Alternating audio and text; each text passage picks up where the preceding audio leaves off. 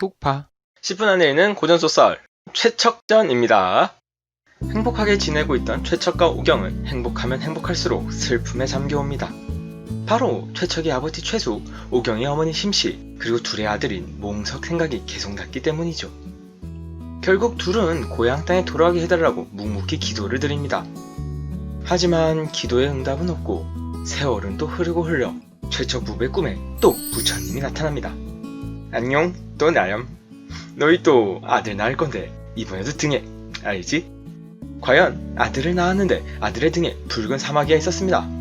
둘은 몽석이 다시 태어난 것으로 여겨 이름을 몽선이라고 짓습니다. 그러다 몽선이 크고 결혼을 시키려고 알아봅니다. 최척의 이웃에 진위경 가족이 살았는데 진위경은 명나라 장수 유정을 따라 조선에 출장을 갔다가 돌아오지 않았습니다. 그의 아내마저 세상을 뜨자 진위경의 딸인 홍도는 이모의 집에서 길러졌고, 자신의 아버지가 그리웠던 홍도는 아버지가 죽은 조선에 가서 아버지의 시신이라도 모시고 돌아와 장례를 치르는 것이 소원이었습니다. 하지만 혼자 가기에 조선은 너무나 먼 곳. 그래서 몽선이 결혼한다는 소식에 자기 이모에게 중매를 부탁합니다. 이모, 알죠? 저 조선 가서 아버지 한 번이라도 찾고 싶은가? 무슨 말인지 알지, 암암. 그렇게 홍도와 몽선이 결혼합니다. 하지만 이 행복 또한 오래가지 못했는데 다음에 무오년 후금이 쳐들어옵니다. 이에 화가 난 천자는 평사를 동원해 오랑캐를 토벌하게 하는데 일찍이 여유문에게 최척의 재주에 대해 들은 오세영이 최척을 서기로 삼아 데려가려고 합니다. 차마 거절할 수 없는 상황이었던 최척은 결국 따라가게 됩니다. 그렇게 요양에 도착한 최척 일행, 그곳에서 조선 군사와 함께 진을 쳤지만 청나라의 군대에 패배하고 함께 맞섰던 조선의 강홍립 장군은 청에 투항하게 됩니다. 명나라 군사는 죽음을 당하고 조선 군사는 갇혔는데 최척은 본래 조선 사람이었기에 조선의 군사들과 함께 청나라 집에 감금됩니다. 한편 잊고 있었던 최척의 첫째 아들 몽석. 몽석은 남원에서 최속 심씨와 함께 지내면서 무예를 익히다가 강홍립 장군의 군대를 사주되어 참전하였다가 역시나 갇히게 되었습니다. 그렇게 최척과 몽석은 같은 곳에 갇혔지만 서로 알아보지 못하고, 저 사람은 조선말을 더듬거리는 거 보니 원래 명나라 병사인데 조선 사람 행세를 하나 보군. 저기, 당신은 어디에서 왔소? 뭐지? 갑자기 저걸 왜 묻지? 보아니, 오랑캐가 나의 실상을 조사하나고 최대한 둘러대자. 뭐 사는 곳이 그렇죠. 전라도에도 있다가 충청도에도 있다가 그렇습니다. 그렇게 몇 개월 후 고난도 같이 하면 힘이 된다고 서로 친해진 두 사람. 결국 의심도 품고 속마음을 터놓고 지내게 됩니다. 어느덧 자신의 인생썰을 푸는 최척. 내가 말이야 원래는 남원에 살았는데. 저기 그 잃어버린 아이는 몇 살쯤 되었습니까? 혹시 뭐 신체적 특징이라던가 이런 건? 글쎄, 그 아이가 태어난 때가 가보년 10월이었고 정유년 8월에 잃어버렸지. 등 위에 붉은 사마귀가 있는데 마치 어린아이 손바닥 같은 모양이었지. 그 말에 몽석이 말을 맡아고 놀라 쓰러졌다가 위통을 벗어 등을 보이더니 제가 바로 그 아이입니다, 아버지. 아니, 몽석아, 이게 정말이냐? 몽석아, 네가 몽석이야. 그렇게 눈물의 부자상봉을 하게 된 둘. 최척은 자신의 아버지와 장모의 생사를 묻고 살아있다는 소식에 감격해 통곡을 합니다. 한편 이 모습을 유심히 살펴본 그 집의 주인. 다른 오랑캐들이 나간 사이 역시 그 늙은 집 주인이 오더니 조선말을 묻습니다. 아까 보니 서로 붙들고 통곡하던데 무슨 사연이 있소? 뭔가 비밀을 켜는 느낌에 불안해하는 두 사람. 그걸 알아차린 집주인은 아이고, 두려워하지 말고 나도 원래 조선 사람이오. 평안도의 삭주 사람인데 그곳 사또의 수탈을 견디다 못해 여기 오게 된 것이오. 벌써 20년도 더 됐지. 내가 실은 아까 얘기 들어보니 너무 기이하고 대단해서 그러오. 내가 비록 죄를 얻어도 둘을 어찌 보내지 않겠소? 그러더니 둘을 풀어주고는 식량도 챙겨주고 새끼도 알려줍니다. 그렇게 조선으로 내려오는 두 사람. 하지만 오는 길에 최척은 등에 종기가 나 병들어 눕습니다. 은진에 이르자 도저히 갈 수 없어 여관에 들어가고 숨을 헐떡거리며 죽기 직전까지 병세가 악화되고 맙니다. 어떻게든 살리고자 분주히 돌아다니는 몽석.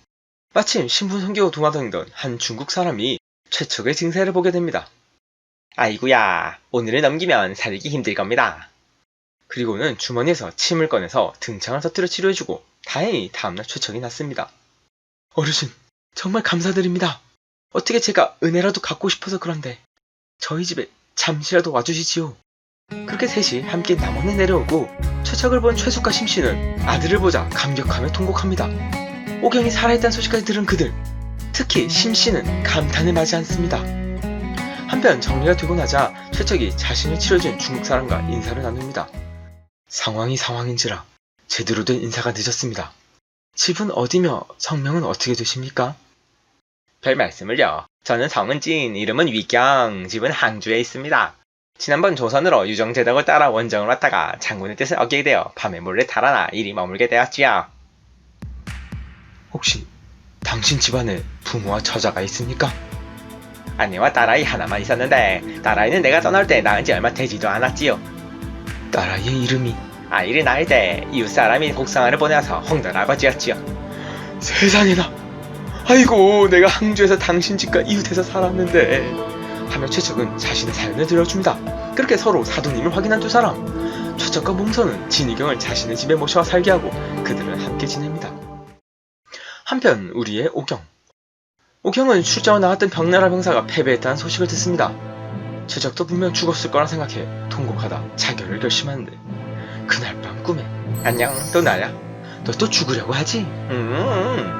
생명은 소중한 법이니 죽지 않도록 해라. 반드시 기쁜 일이 찾아올 거다. 그럼 안녕. 잠시 깬 오경, 아들 몽선에게 꿈 얘기를 합니다. 내 꿈에 또 만복사의 부처님께서 나타나셨다.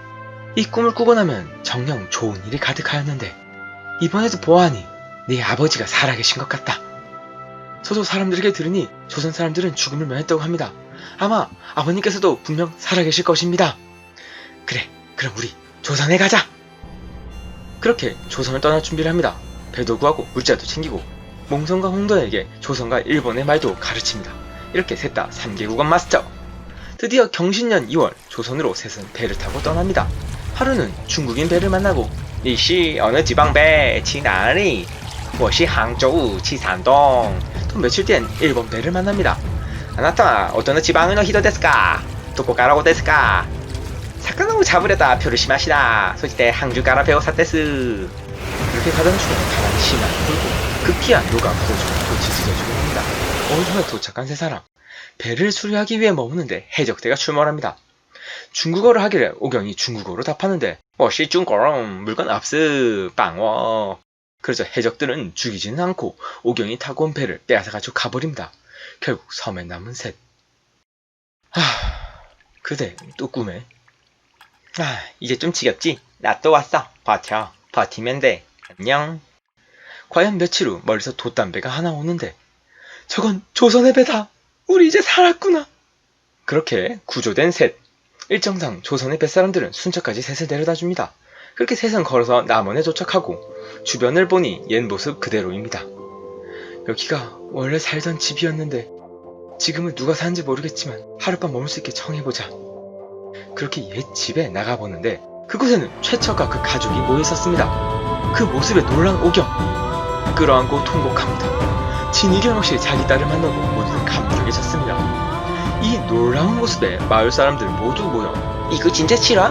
이런 일이 있을 수 있냐? 와, 이거 진짜 한일의 뜻 아님? 그러다 오경이 최척에게 말하길 우리가 오늘 이렇게 만난 것은 모두 다 만복사의 부처님 덕분입니다. 이렇게 은혜를 베풀어 주셨는데 저희가 어찌 보답을 하지 않을 수 있을까요?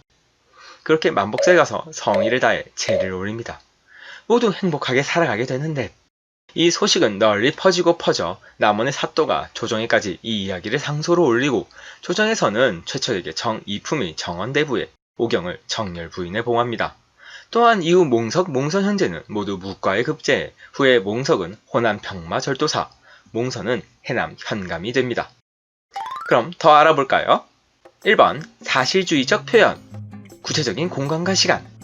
최척 전에는 구체적인 공간과 시간이 나타나고 있어요. 먼저 공간으로는 조선인 남원과 일본, 중국, 베트남 등이 등장하고 있죠. 시간적 요소로는 임진왜란과 정묘호란 등이 그려지고 있고요. 이러한 구체적인 공간과 시간의 설정은 기존의 환상적인 고전소설 세계에서 한층 나아가 사실주의적인 모습을 보여주고 있어요. 지리적 감각과 역사성이 살아있는 것이지요. 그리고 이러한 배경을 바탕으로 가죽이 뿔뿔이 흩어지게 되는 작품 속 상황은 전쟁으로 인해 고통받는 당시 일반 민중의 삶을 사실적으로 표현하고 있다고도 볼 수 있고요. 전란을 배경으로 한 많은 소설이 민족적 영웅이 주인공으로 나와 활약을 펼치는 것과는 차이가 있지요. 두 번째, 진취적인 인물.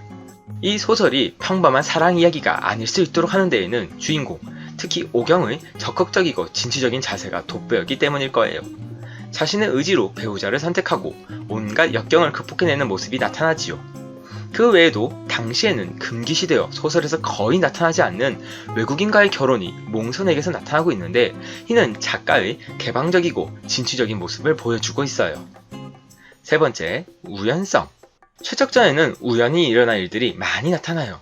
특히 인물의 재회 등에서 그러한 모습들이 많이 보이고 있죠.